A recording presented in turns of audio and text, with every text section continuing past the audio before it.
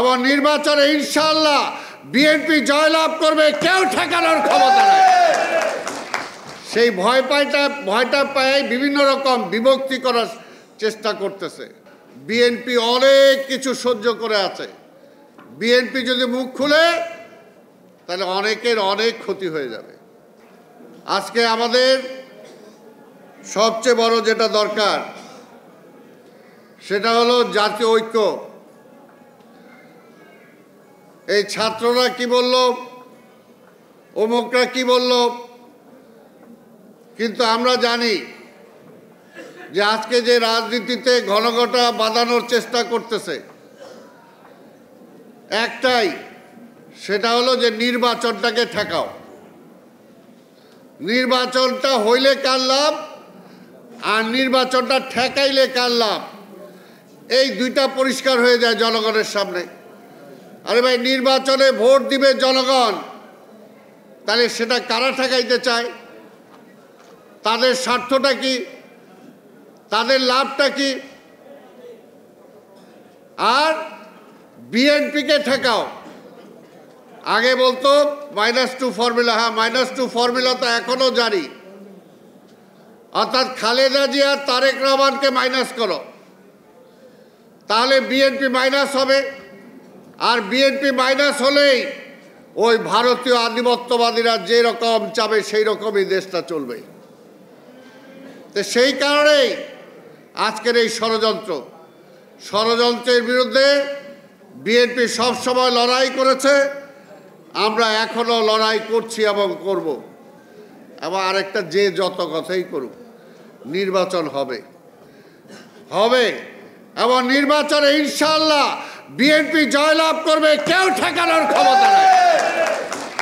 সেই ভয়টা পায় বিভিন্ন রকম বিভক্তি করার চেষ্টা করতেছে। বসুন্ধরা ডায়াপেন্ট এখন আরো উন্নত। এই hot air through top sheet দ্রুত শোষণ করে সোনামণিকে দেয় কোমল অনুভূতি। বিভক্তি করার চেষ্টা করতেছে। আমরা যেহেতু ঐক্যে বিশ্বাস করি, আমরা জাতীয় ঐক্যে ফাটল ধরুক এমন কিছু চাই না। বিএনপির মুক্তিযুদ্ধের দল, মুক্তিযোদ্ধাদের দল, আজকে বারবার এই কথা বলেছি যে আওয়ামী লীগ মুক্তিযোদ্ধাকে নিয়ে ব্যবসা করেছে। তারা মনে প্রাণে মুক্তিযুদ্ধ চায় নাই। তারাই হলো পাকিস্তান প্রেমী দল, যারা যুদ্ধকালীন সময়ও মোস্তাককে নিয়ে, তাদের আওয়ামী লীগের এমপিদেরকে নিয়ে পাকিস্তানের সাথে কনফেডারেশন করতে চেয়েছে। কাজেই আরেক পাকিস্তানি কারা আছে, তাদের সাথে তাদের তো মিল হবেই, উপরে যাই থাক। তাই পরিষ্কার কথা বলতে চাই যে আজকে 54 বছর পরে আজকে যখন দেশটা আবার আধিপত্যবাদী মুক্ত হয়েছে, তখন আবার কেন এই কন্ট্রাডিকশনটা আসতেছে? কি কারণে আজকে এই জাতীয় ঐক্য বিনষ্ট করার জন্য কেন আপনারা চেষ্টা করতেছেন? কেন করতেছেন?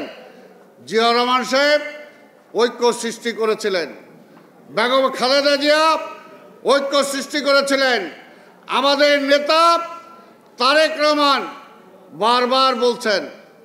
আজকে এই দেশটাকে শেষ করে দিয়ে গেছে আওয়ামী লীগ। আধিপত্যবাদী শক্তির পক্ষে যারা কাজ করে, তারা দেশটাকে ফোকলা করে দিছে।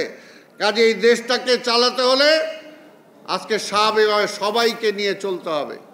ঐক্যটা সবচেয়ে বেশি প্রয়োজন। কাজে সেখানে যদি আঘাত দেন, ক্ষতিগ্রস্ত কিন্তু আপনারাই হবেন। ফজলু ভাই কিছু কথা বলেছেন, সেখানে আপনারাই ক্ষতিগ্রস্ত হবেন। ওইখানে আঘাত দিয়েন না। বিএনপি অনেক কিছু সহ্য করে আছে। বিএনপি যদি মুখ খুলে তাহলে অনেকের অনেক ক্ষতি হয়ে যাবে। তাই আমরা চাই না যে এই মুহূর্তে জাতীয় ঐক্যের কোনো নষ্ট হোক।